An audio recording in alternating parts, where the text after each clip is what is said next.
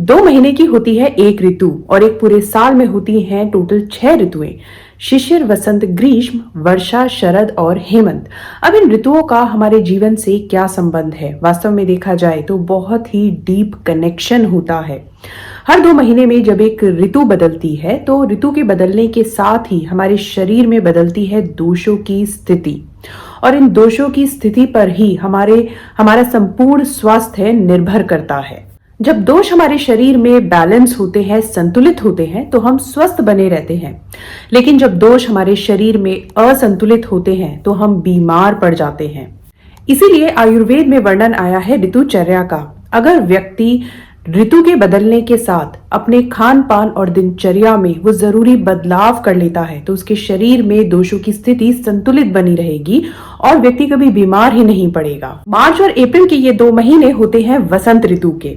तो आज की इस वीडियो में मैं आपको बताऊंगी वसंत ऋतु में आपको अपने खान पान, अपनी दिनचर्या में वो कौन से जरूरी बदलाव करने होते हैं, कौन सी चीजों का ध्यान रखना होता है और किन चीजों को पूरी तरह से अवॉइड करना। तो आज का ये वीडियो उन सभी के लिए काफी ज्यादा इंपॉर्टेंट है जो आयुर्वेद को अपनाकर एक स्वस्थ जीवन जीना चाहते हैं।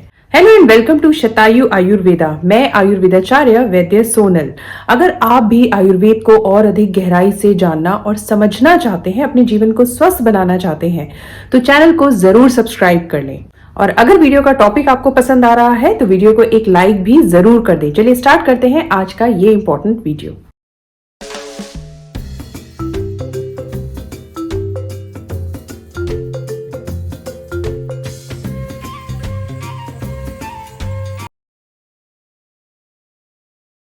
वसंत ऋतु के शुरू होने के साथ ही आप लोगों ने ये महसूस किया होगा, त्वचा में खुजली, एक्जिमा की समस्या, खांसी की समस्या, बलगम बनने की समस्या काफी ज्यादा बढ़ जाती है।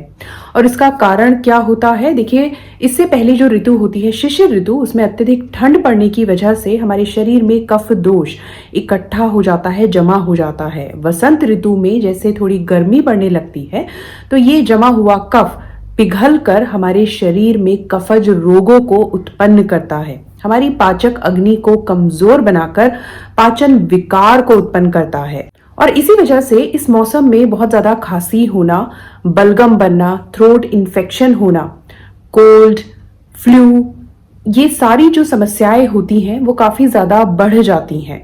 और इसके अलावा इस मौसम में स्किन प्रॉब्लम्स भी काफी बढ़ जाती हैं, जैसे मुहासे, पिंपल्स की समस्या, ईचिंग होना, एक्जिमा, फोड़े फुंसी का निकलना इस मौसम में अक्सर ही बढ़ जाते हैं।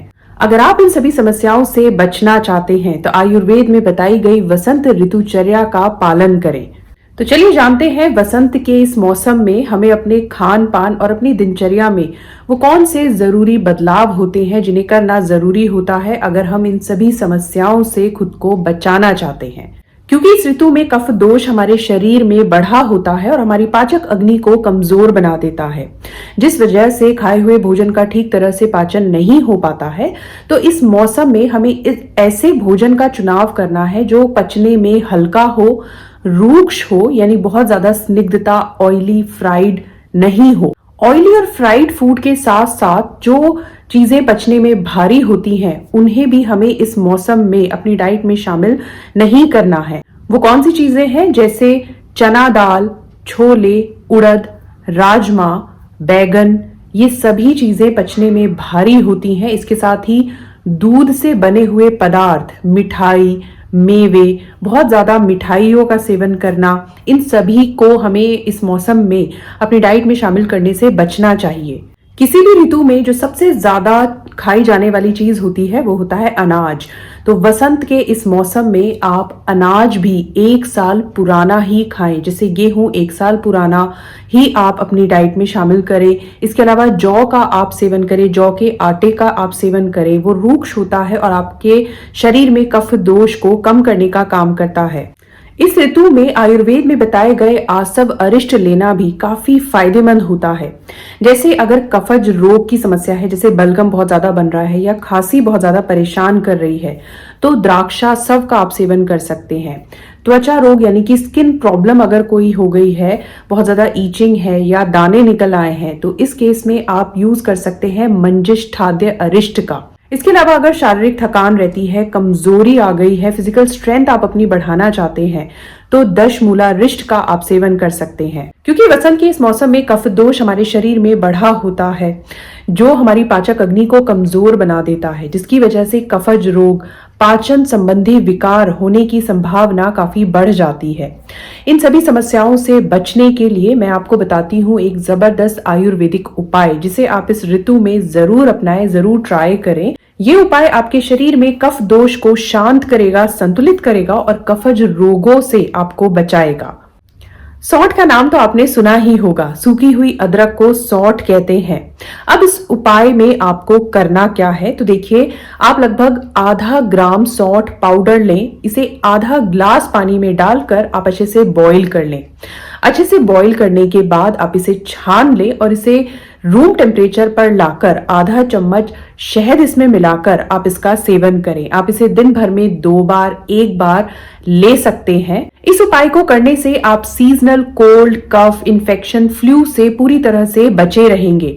इसके साथ ही ये आपके पाचन क्रिया को मजबूत बनाएगा और आपको पाचन विकार से भी बचाएगा, जैसे गैस, एसिडिटी, इनडाइजेशन, अपच की समस्या आपको नहीं होगी। इसके साथ ही कफ दोष को, क्योंकि ये संतुलित करेगा, जिसकी वजह से त्वचा विकार यानी स्किन प्रॉब्लम्स भी आपको नहीं हो पाएंगी। और इतना ही नहीं, इस ऋतु के लिए ही नहीं बल्कि आने वाली ऋतुओं के लिए भी ये आपके शरीर को प्रिपेयर करेगा, आपकी इम्यूनिटी को बढ़ाएगा। वसंत ऋतु में हमें अपनी दिनचर्या में यानी डेली रूटीन में कौन से जरूरी बदलाव करने चाहिए, आइए वो जान लेते हैं। इस मौसम में आप हल्की एक्सरसाइज जरूर करें, जैसे आप मॉर्निंग वॉक कर सकते हैं, प्राणायाम कर सकते हैं, योगा आप कर सकते हैं। इसके साथ ही आप नस्य जरूर लें। इस ऋतु में बहुत ज्यादा अभ्यंग नहीं करना चाहिए। हफ्ते में 1 बार या 15 दिन में 1 बार ही आप करें।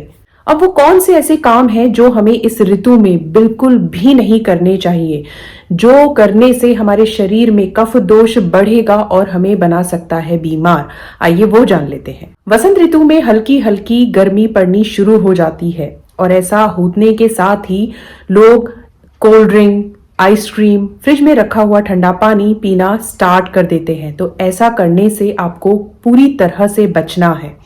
ठंडी चीजों का अगर आप सेवन करेंगे तो ये आपके शरीर में कफ दोष को प्रकोपित करके कफज रोगों को उत्पन्न करेंगे और आपको बीमार बनाएंगे। दूसरी किस बात का आपको ध्यान रखना है, तो देखिए, जो चीजें पचने में भारी होती हैं उन चीजों को आपको अपनी डाइट में इस मौसम में बिल्कुल भी शामिल नहीं करना है। उसका कारण ये होता है क्योंकि इस ऋतु में पाचक अग्नि ऑलरेडी कमजोर होती है कफ दोष की वजह से।